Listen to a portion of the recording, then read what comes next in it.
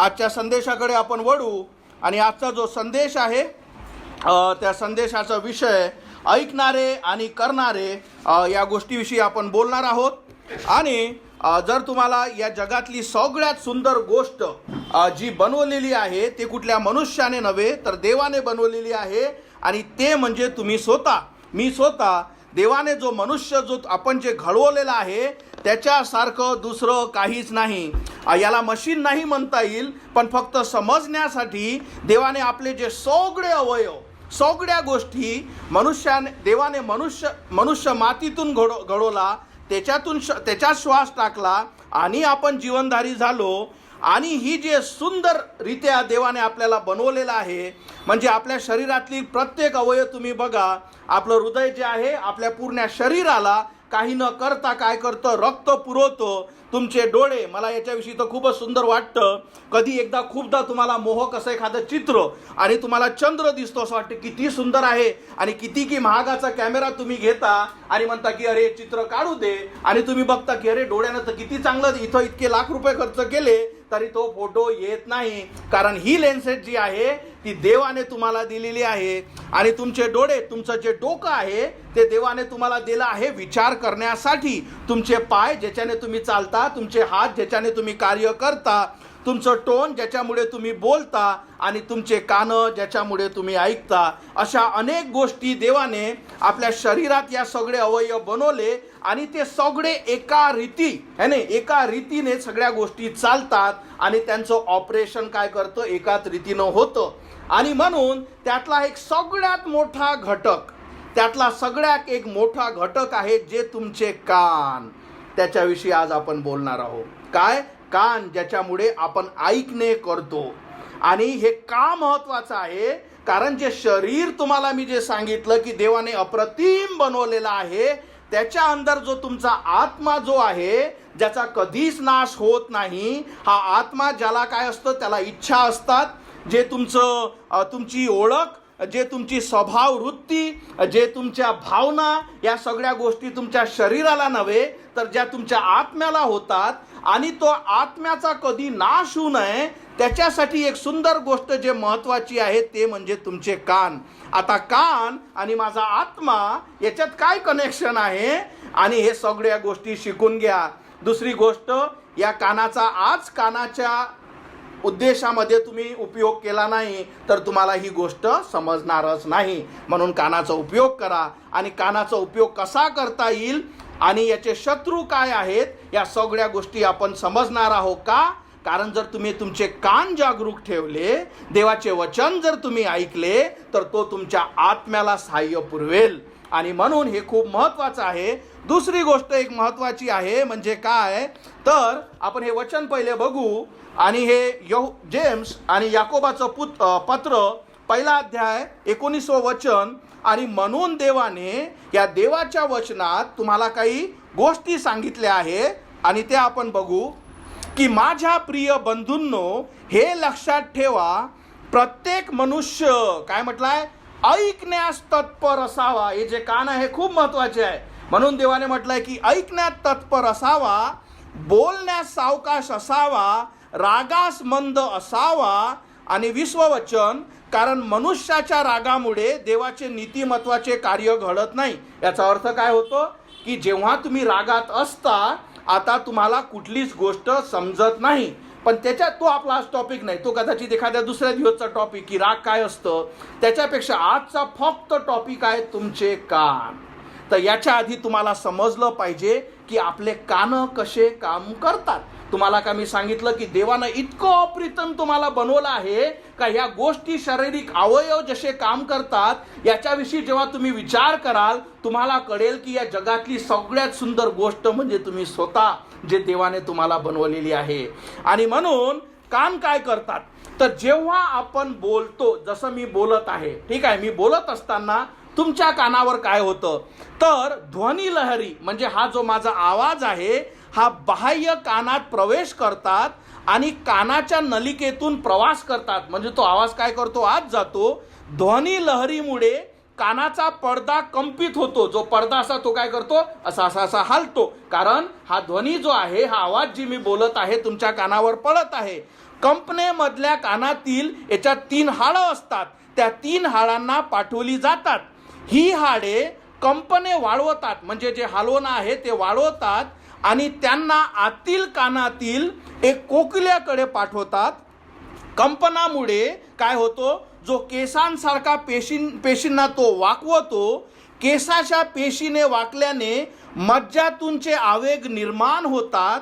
श्रवण तंत्रिका मज्जातूंचे आवेग मेंदूकडे घेऊन जाते आणि मेंदू हा जो सिग्नल जो आहे जे तुम्ही ऐकत आहे त्याला तो समजतो आणि तुम्हाला सांगतो हा बोलत आहे.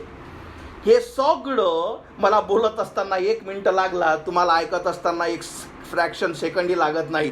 झपकन तुमचं ही सगळी प्रोसेस तुमच्या कानात होऊन जाते, तुम्हाला समजून जाते. सोप्या शब्दात कान ध्वनी लहरीचे विद्युत आवागामध्ये रूपांतर करून तो ऐकतो आणि मेंदूपर्यंत घेऊन जातो आणि तुमचा मेंदू त्याला प्रोसेस करतो की हा व्यक्ती काय बोलत आहे आणि तुम्हाला समजतं की अच्छा ही व्यक्ती ही बोलत आहे. असं फक्त एका अवयाविषयी आणि या कानाविषयी बोलू. आणि म्हणून हे कान महत्वाचे आहे. म्हणून देवाच्या वचनात कानाविषयी कितीदा लिहिले आहे, कारण तुम्हाला याचं सिरियसनेस कळावं.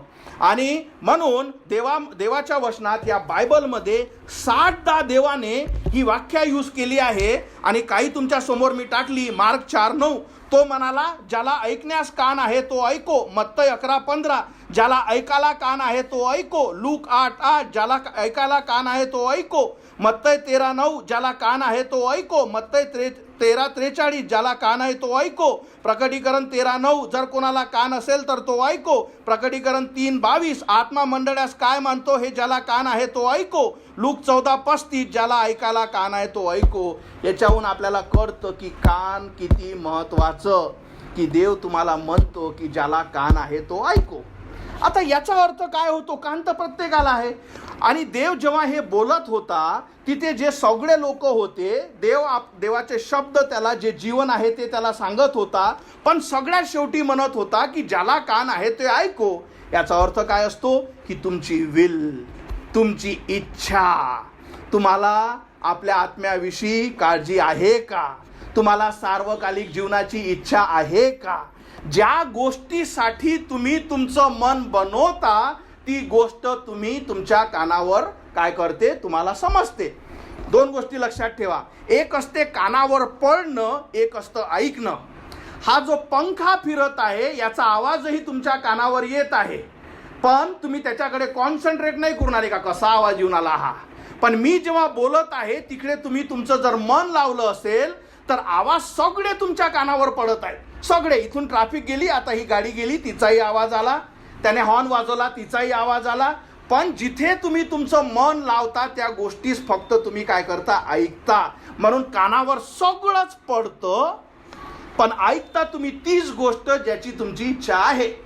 म्हणून देवाचं वचन म्हणतं की मी जरी बोललो, संदेश जरी तुम्हाला मी ऐकला, पण तुमची इच्छा आहे का तुम्हाला आत्मिक जीवन मिळावं, तुमची इच्छा आहे का तुम्हाला सार्विक जीवन मिळावं. आणि असे जर तुमचे कान असेल का हो मला पाहिजे, मग तुम्ही ऐका, कारण त्याचं जीवन हा शब्द आहे. जसं इथे फटकन एखादा कलदार फेकला, ज्याच्यापाशी पलदार आहे ते सगळे आपले पाहितीन का, मायतनी पडला का, कारण आपले कान त्या गोष्टीकडे लागले आहेत.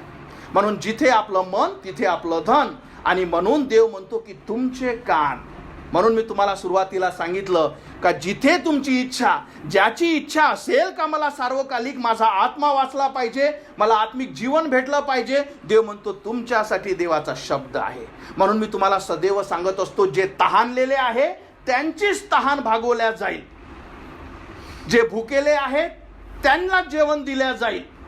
हे कशाविषयी का जर तुम्हाला आत्मिक भूक आहे आणि जर तुम्हाला आत्मिक भूक काहीच नाही, मी तुम्हाला कितीकही टॉर्चर केलं, तुम्हाला कितीकही पकडून ठेवलं, तुम्हाला कितीकही बांधून ठेवलं, तुमची आत्मिक भूक मी भागू टाकूच शकत नाही, ते तुम्हाला स्वतः. म्हणून हे सदैव लक्षात ठेवा की तुम्ही कशासाठी आपले कान लावता. दुसरी गोष्ट सगळ्यात महत्वाची, एक तुम्हाला मी सत्य सांगतो, देवाचा शब्द तुम्हाला मी कानाविषयी सांगितलं, ओके नाही, तुम्हाला काय सांगितलं मी कानाविषयी, का आपण कसे ऐकतो. आता बोलण्याविषयी आहे का, का आपण बोलतो कसं, हे का महत्त्वाचं आहे हे मी तुम्हाला सांगतो. कारण एक वचन मी तुम्हाला सांगतो, 2 तिमोथी 3:16 म्हणतं की प्रत्येक शास्त्रलेख म्हणजे हे जे बायबल आहे ते देवाच्या प्रेरणेने लिहिले असल्यामुळे, प्रेरणा म्हणजे हा जो काय आहे हिब्रू वर्ड्स, ग्रीक वर्ड, ज्याला ब्रीदिंग म्हणजे आपण त्याला श्वास म्हणतो. जेव्हा तुम्ही बोलता ॲक्च्युली तुमच्या श्वासाद्वारे आणि हे जे आतले सगळे जे तुमचे अवयव आहे हे कार्य करतात आणि तुम्ही श्वास बाहेर टाकता. तुमचे दात, तुमचं जीभ आणि या सगळ्या गोष्टी, तुमचा जबडा आवाज बाहेर टाकतो. त्याला ब्रीदिंग आउट म्हणतात, ज्याच्यामुळे आपण बोलतो. आता हा जो देवाचा शब्द आहे, हा बायबलमध्ये हा जो ब्रीदिंग शब्द एकचदा दिलेला आहे, म्हणजे हा देवाचा शब्द, देवाची इच्छा काय आहे. जेव्हा तुम्ही बोलता, तुम्ही तुमची इच्छा दाखवता, तसाच देव काय बोलला आहे, त्याची इच्छा काय आहे, हा देवाचा शब्द तुमच्या समोर आहे. मी तुम्हाला एक प्रश्न विचारतो, आज तुमच्या समोर जर खरंच देव उभा राहिला, पहिले जर देव तुमच्या समोर उभा राहिला तर तुम्ही टिकू शकणार नाही. कारण त्याची जे प्रती आहे, जसा तो आहे, जितका तो पवित्र आहे, जितका तो भव्य आहे, त्या शब्दात तुम्ही त्याला मांडू शकत ना, त्याच्यासमोर तुम्ही उभेच राहू शकणार नाही. पण जर देव तुमच्या समोर उभा राहिला, याच्यातला प्रत्येक शब्द तो बोलला, तुम्ही मुखाने सगळ्या गोष्टी काय काय काय काय आहे की नाही, ज्याच्याकडे तुमचं लक्ष असते आणि तुम्हाला समजले नाही, अरे लिहून घे, महत्वाचं आहे. का? कारण ते तुमच्यासाठी महत्वाचं आहे. तीच ही गोष्ट आहे. फक्त फरक हे आहे का शरीराने देव तुमच्या समोर उभा नाही. हे यासाठी कारण हे जीवन विश्वासाचं आहे. तो म्हणतो मी तुम्हाला माझा शब्द दिला आहे, तुम्ही जर याला स्वीकारता, म्हणजे ब्रीदिंग आउट, देव बोलला आणि हा तो शब्द आहे. आणि म्हणून हा देवाचा शब्द तुमच्या कानावर पडणे आणि तुम्ही हे ऐकणे सगळ्यात महत्त्वाचं आहे. पुढे आपण बघू की हे ऐकणं सगळ्यात महत्त्वाचं काय असतं का. कारण या शब्दामुळे, या शब्दात लक्षात ठेवा, देवाचे वचन हा शब्द, याच्यात पॉवर आहे, याच्यात पॉवर आहे. याचा अर्थ काय की देवाने जेव्हा पृथ्वी बनवली, याच्यात काहीच नव्हतं, त्याने फक्त शब्द बोलला की प्रकाश हो, पृथ्वी हो, सागर हो, आकाश हो, प्राणी हो. तो फक्त शब्द बोलला आणि सगळ्या गोष्टी घडल्या. दुसरी गोष्ट आपण काय बोलत आहोत, कारण त्याच्या शब्दात पॉवर आहे. का तुम्ही देवाचे वचन शब्द तुमच्या कानावर ऐकले पाहिजे. दुसरी गोष्ट, जेव्हा लाजरस मेला, देवाने त्याला असा हात करून किंवा काहीतरी करून नाही, त्याने काय म्हटलं, लाजरसा बाहेर ये. तो शब्द बोलला, त्याच्या शब्दात पॉवर आला आणि तो बाहेर आला. जेव्हा शैतान देवाची परीक्षा घेण्यासाठी आला, देवाने त्याच्या संग लढाई नाही केली. त्याला काय म्हटलं की असं लिहिलं आहे. देवाने त्याला शब्दाकडे वळवलं. देव त्याच्या संग फक्त शब्दाने त्याला उत्तर दिलं. जेव्हा न्यायाचा दिवस राहील, या शब्दानेच तुमचा आणि प्रत्येकाचा न्याय केला जाईल. आणि जेव्हा शेवटचं सैतानासोबतचं देवाचं जे युद्ध बायबल सांगतं, देव काय तिथं न्यूक्लिअर वेपन घेऊन येणार नाही. देव शब्द बोलेल आणि मनुष्य खाली पडेल. मी हे तुम्हाला यासाठी सांगितलं की पहिली गोष्ट तुमच्या लक्षात असली पाहिजे का हा देवाने स्वतः बोललेला ब्रीदिंग म्हणजे देव बोललेला हा शब्द तुम्हाला सांगितला जातो. दुसरी गोष्ट का या शब्दात पॉवर आहे. तिसरी गोष्ट सगळ्यात महत्वाची, या शब्दात जीवन आहे. या शब्दात जीवन आहे.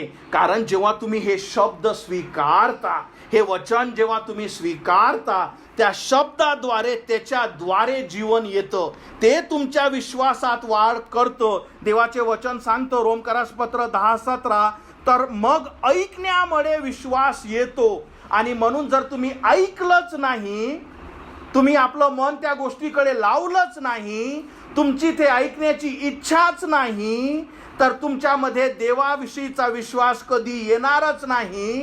प्लस एक लक्षात घेतलं का की तुम्ही या जीवनातली एकमेव संधी की जे त्याचा वचन ऐकल्याने सार्वकालिक जीवन आहे, ती संधी तुम्ही गमावली. या जगात फक्त एकचदा संधी आहे आणि एकाच गोष्टीतून संधी आहे, ते म्हणजे देवाचे वचन ऐकून. की जेव्हा तुम्ही त्याच्याकडे मन लावता की वचन काय म्हणतं आणि त्या वचनावर जेव्हा तुम्ही चालता, ते तुम्हाला जीवनाकडे घेऊन जातं. पण जेव्हा तुम्ही आपले कानं बंद करता, आणि हे कानं कसे बंद होतात ते आपण पुढे बोलू, म्हणजे एकमेव संधी जे देवाने तुम्हाला दिली आहे ते सुद्धा तुम्ही काय करता, गमावता.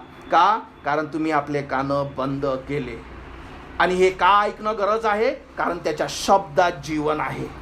पुढे आपण बघू सगळ्यात महत्त्वाचं, आणि म्हणून देवाने काय दिलं आहे आणि काही त्याने काय दिलं आहे तुमच्यासाठी. सगळ्यात महत्त्वाच्या 2 गोष्टी त्याने सांगितल्या आहे. पुढचे वचन आपण बोलू. त्या गोष्टी म्हणजे काय आहे, तर तो म्हणतो 21वं वचन, म्हणून सर्व मलिनता, 4थी लाईन वरून, म्हणून सर्व मलिनता व शून्यतेची अनावश्यकता दूर करा आणि तुमच्या जीवाचे तारण करण्यास समर्थ मुळावलेले वचन सौम्यतेने स्वीकारा. तर इथं हे जे 2 शब्द आहे याच्याविषयी आपण बोलू.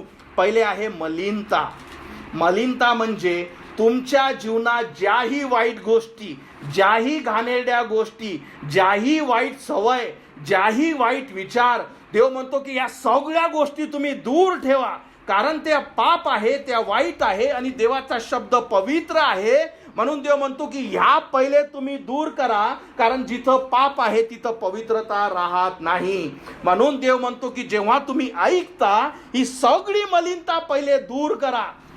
तुमच्या जीवनातल्या या सगळ्या गोष्टी तुम्ही दूर करा आणि मग देवाचे शब्द ऐका.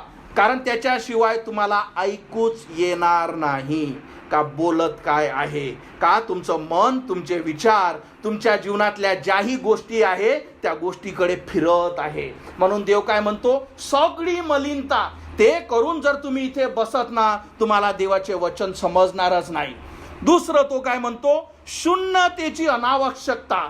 याचा अर्थ समजून घ्या, प्रत्येकाजवळ आहे. काय आहे शून्यतेची अनावश्यकता?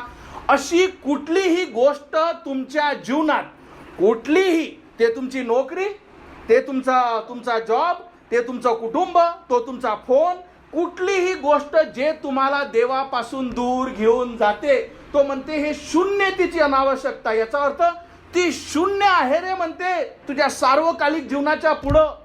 देव म्हणतो की अरे तू मेजर कर, तू मॉप, की एका जागी तू या सगळ्या गोष्टी ठेव ज्या गोष्टी तुला सगळ्यात महत्त्वाच्या वाटतात.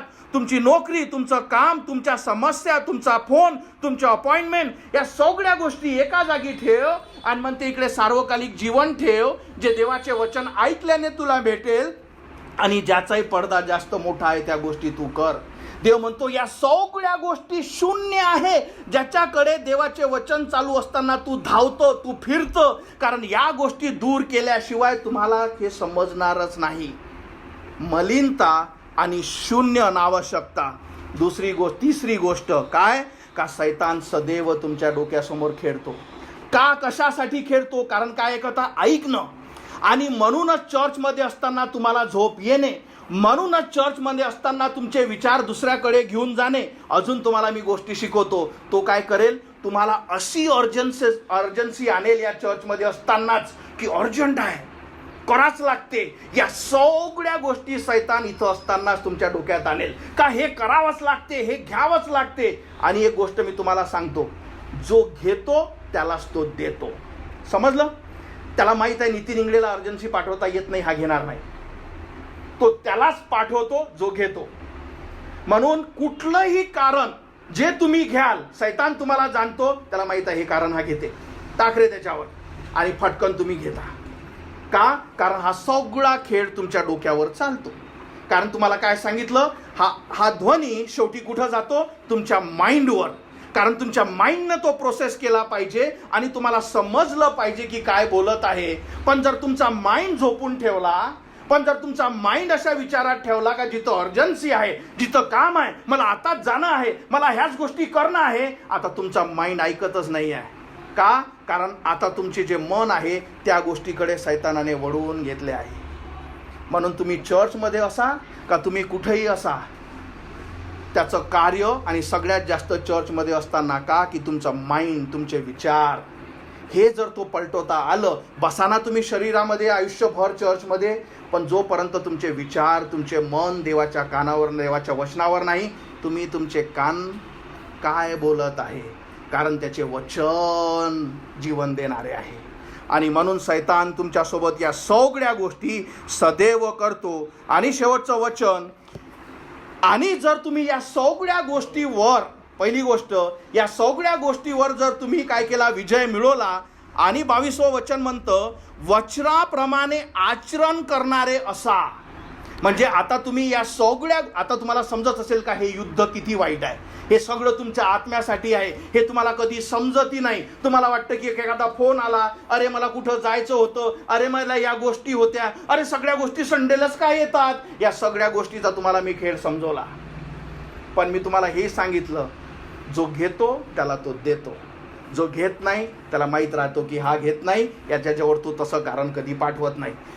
पण याच्यावरही जर तुम्ही विजय मिळवला आणि आपलं मन देवाच्या वचनावर लावलं, तर तो काय म्हणतो, फक्त ऐकणारेच असू नका, तर त्याप्रमाणे करा.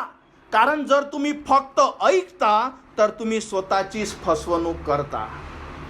जर तुम्ही फक्त, पहिले तर तुम्हाला सांगितलं मी का जर तुम्ही ऐकतच नसाल तर तुम्ही युद्धातच कधी नाही आले. आणि ऐकण्यासाठी काय काय अडथळे सैतान आणतो, ऐकणं किती महत्त्वाचं आहे, देवाचं वचन तुमच्या कानावर पडणं किती महत्त्वाचं आहे, ते समजणं किती महत्त्वाचं आहे, त्याचं वचनच तुमच्या जीवनासाठी दिवा आहे. आणि हे रोखण्यासाठी सगळ्या गोष्टी सैतान तुमच्या संग करतो. या सगळ्या गोष्टी आपण बघितल्या.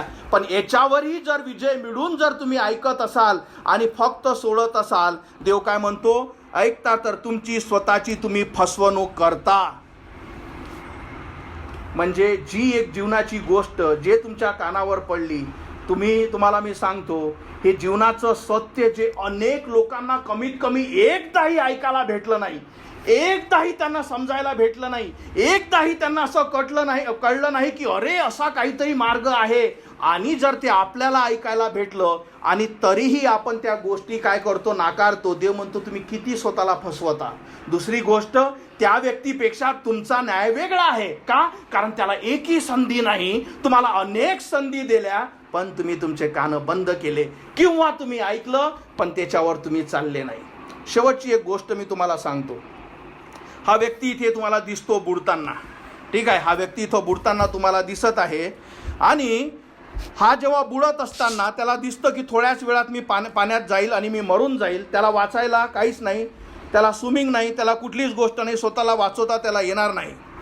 तिथून एक नाव चालली, तिथून काय चालली, एक नाव चालली. आणि त्या नावेतल्या लोकांनी बघितलं की हा मनुष्य काय करत आहे, बुडत आहे.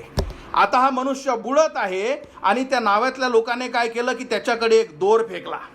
त्याच्याकडे काय केला, दोर फेकला. या गोष्टी समजून घ्या. तो ऑलरेडी बुडत आहे, तो ऑलरेडी मरत आहे, तो सरळ मरून, पाण्यातून मरून आपल्या जीवाचा त्याचा नाश होईल, त्याचा आत्म्याचा नाश होईल. आता याच्याकडे दोर टाकण्यात आला. आता हा जो मनुष्य आहे याचं कार्य काय आहे, याच्यापाशी लाईफलाईन टाकण्यात आली. याचं कार्य की पहिले समजणं का मी मरत आहे. कारण ज्याला समजत नाही मी मरत नाही, तो काय करेल, तो कधीच दोर पकडत नाही. समजलं? पहिले तुम्हाला याची जाणीव असणं की मी हो मरत आहे, मी जर हा दोर पकडला नाही, हे लाईफलाईन घेतली नाही, माझा नाश होईल, हे पहिली समज. दुसरं की याच्यापाशी लाईफलाईन टाकलेली आहे, ते त्याने पकडणे की हा दोर मला पकडू शकतो, हा दोर मला वाचू शकतो, या जहाजामुळे मी जाऊ शकतो आणि मी वाचू शकतो. ही गोष्ट सोपी आहे. आता ही गोष्ट या वचनाद्वारे तुम्ही समजून घ्या. जर तुम्हाला समजत नाही का आपण सरळ मरत आहोत, जसा या मनुष्याला, पाण्यातील डुबत्या मनुष्याला जोपर्यंत कळत नाही की मी मरत आहो, तोपर्यंत तो दोर पकडणार नाही. तसंच जोपर्यंत आपल्याला कळणार नाही का आपण जेव्हा मरू सरळ अनंताच्या नरकात निघू. कारण देवाचे वचन सांगतं की सर्वांनी पाप केले, देवाच्या गौराला उणे पडले. पापाची क्षमा ही फक्त ख्रिस्तापासून आहे, पापाची शिक्षा आहे, अनंतकाळचा मृत्यू आहे.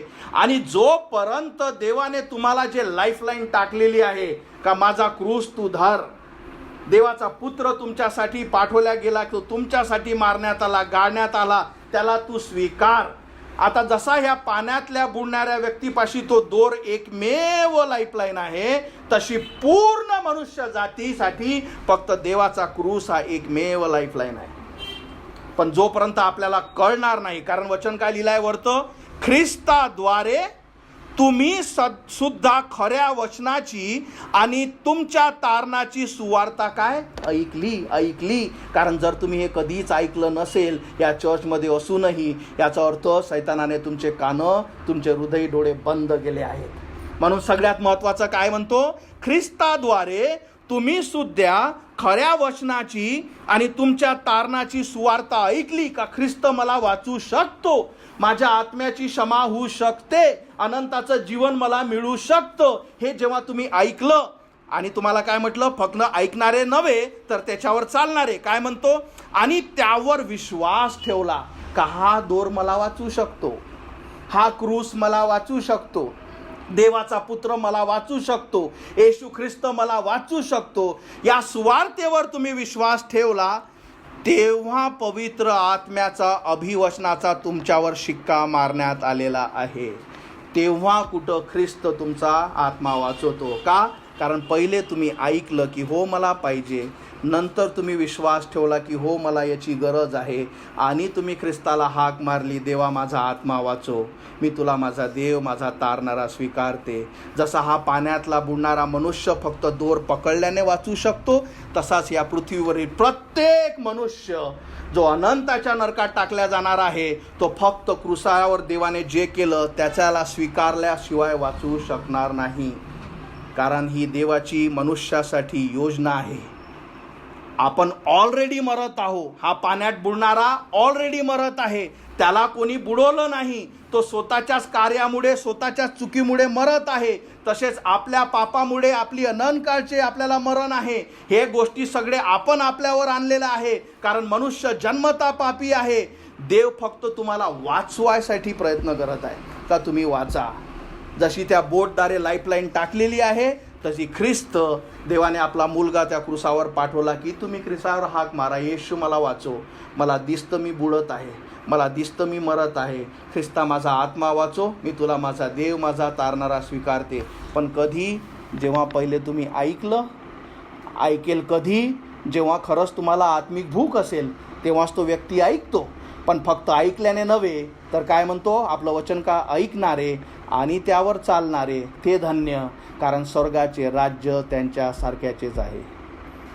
आपण प्रार्थना करू, आपल्या मानाखाली घालू. मला ठाऊक नाही की तुम्ही हे सुवार्ता कधी ऐकली का नाही, आणि जर ऐकली असेल, कारण देवाचं वचन सांगतं की फक्त ऐकणारे नव्हे तर त्याला स्वीकारणारे त्यावर चालणारे ते स्वर्गाचे राज्य बघू शकतील. सैतानाचं सदैव हे कार्य आहे का तुम्हाला ऐकण्यापासून दूर ठेवावं, की तुम्हाला हे सत्य समजण्यापासून दूर ठेवावं, तुमचे विचार या जगातल्या गोष्टीकडे बिझी ठेवावे, यासाठी का देवाचं सत्य देवाचे वचन जे तुमच्या जीवनासाठी लाईफलाईन आहे ते ऐकण्यापासून तुम्ही वंचित असावं. पण जर आज तुम्ही तुमचे हृदय आपले कान देवाच्या वचनासाठी उघडले, दुसरं देवाचं वचन सांगतं की ऐकणारे नव्हे तर त्याच्यावर चालणारे. जर तुम्हाला त्या पाण्यातील बुडणाऱ्या व्यक्तीसारखं स्वतःचं जीवन दिसत असेल, कारण देवाचं वचन सांगतं की एकदाच मरण आहे आणि नंतर न्याय आहे, पण ही सुंदर बातमी ही आहे का देवाने आपला पुत्र तुमच्यासाठी दिला, आणि ख्रिस्ताद्वारे अनंतकाळचं जीवन हे देवाचं दान आहे. जसा हा पाण्यातून बुडणारा मनुष्य ज्याच्यासाठी ते दोर टाकण्यात आलं, त्या दोऱ्यासाठी त्याने काहीच नाही केलं, तर ते जहाज जे जात होतं त्यांची ते कृपा होती का तू वाचला पाहिजे म्हणून मी तुला हे दोर टाकतो. आणि पण त्या मनुष्याचा विश्वास की मी हा दोर पकडतो, तसेच आपण आहोत. देवाने आपल्यासाठी लाईफलाईन टाकलेली आहे. आपण प्रत्येकजण अनंताच्या मरणाकडे रोज एक दिवस, रोज एक आठवडा, रोज एक दिवस वळतो. पण आपल्याला सार्वकालिक जीवन मिळावं यासाठी दर रविवारी 10 संदेशाच्या दिवशी देव तुमच्याकडे लाईफलाईन टाकतो. तो तुमच्याकडे एक सुवार्ता घेऊन येतो, तो देवाचे वचन तुमच्यासाठी घेऊन येतो की तू हा दोर पकड, तू हा क्रूस पकड, तू वाचल्या जाशील. का? कारण तुमच्या मरणाचे प्रत्येक व्यक्तीचे दिवस जवळ आहे. पण ख्रिस्ताची इच्छा आहे की कुठल्याच आत्म्याचा नाश होऊ नये.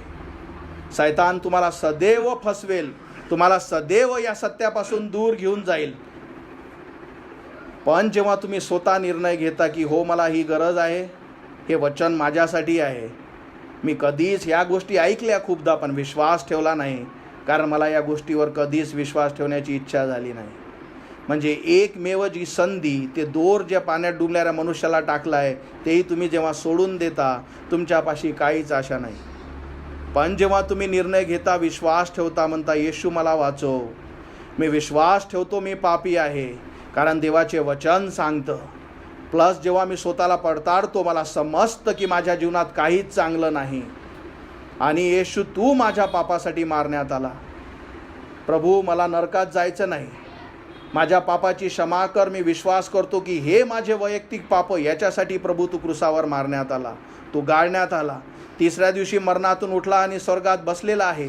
ही तुझी सुवार्ता आहे, मी स्वीकारतो. तुझे वचन सांगतो की जोही हाक मारेल, जो हृदयाने ग्रहण करे, मुखाने कबूल करेल, तो वाचवला जाईल. होय प्रभू, तुझा क्रूस मी आज धरतो. माझी क्षमा कर, माझ्या हृदयात ये. मी तुला माझा देव, माझा तारणारा स्वीकारते.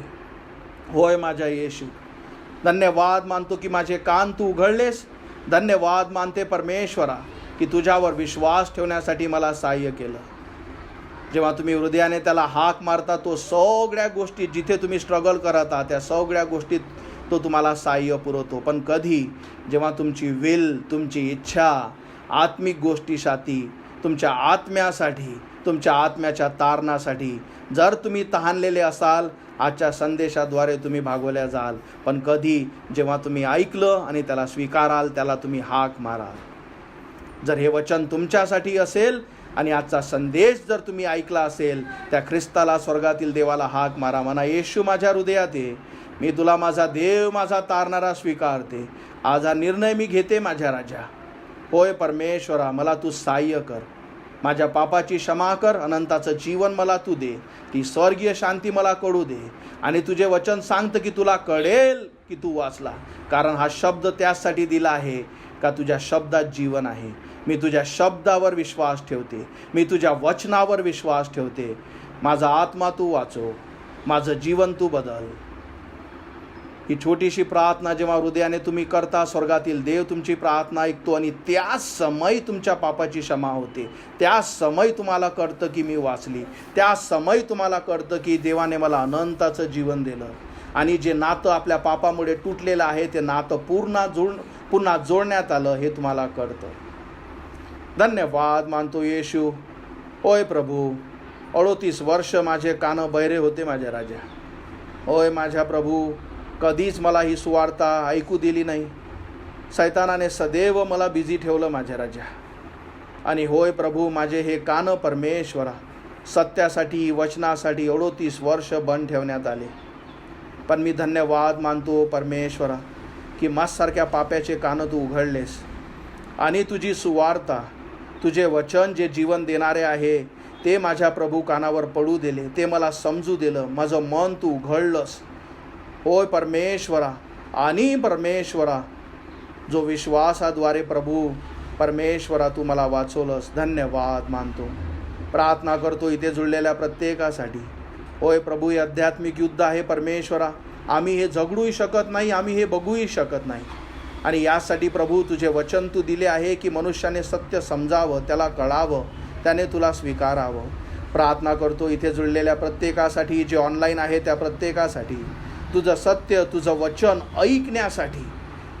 होय परमेश्वरा, त्यांना मन दे, त्यांना समजण्यासाठी तू समज दे, त्यांना स्वीकारण्यासाठी त्यांना विश्वास दे की प्रभू ते वचन, ते तुझे जे जीवन देणारे आहे ते स्वीकारू शकतील. इथे जुळलेल्या प्रत्येकासाठी, प्रत्येकाच्या आत्म्यासाठी मी प्रार्थना करतो. धन्यवाद मानतो परमेश्वरा आजच्या संदेशासाठी. धन्यवाद मानतो जेही प्रियजन तू जोडले आहेत, कारण तुझी इच्छा आहे प्रभू का इथे जुळलेल्या कोणाचाच आत्म्याचा नाश होऊ नये. प्रार्थना करतो त्या प्रत्येकाला त्यांच्या स्ट्रगलमध्ये जिथेही परमेश्वरा ते कमी पडत आहे त्यांना सहाय्य कर की होय परमेश्वरा, त्या प्रत्येक आत्म्याने प्रभू तुला स्वीकारावं आणि आत्मिक जीवन जे तुझ्या वचनाद्वारे ते स्वीकारावं. धन्यवाद मानतो आजच्या दिवसासाठी. इथे जुळलेल्या प्रत्येकाला तू आशीर्वादित कर. धन्यवाद मानतो तुझ्या उपस्थितीसाठी आणि धन्यवाद मानतो माझे कान तू उघडले माझ्या राजा की जीवनाचं सत्य मी सांगता यावं, यासाठी मी तुला लाखो धन्यवाद देतो. गौरवितो तुला. ही प्रार्थना प्रभू येशू माझा तारणारा याच्या जिवंत नावात मागतो, म्हणून तो ऐक माझ्या Yeshu. Amen. Praise the Lord. आपण उभे राहू, देवाला धन्यवाद देऊ, आपण गीत गाऊ.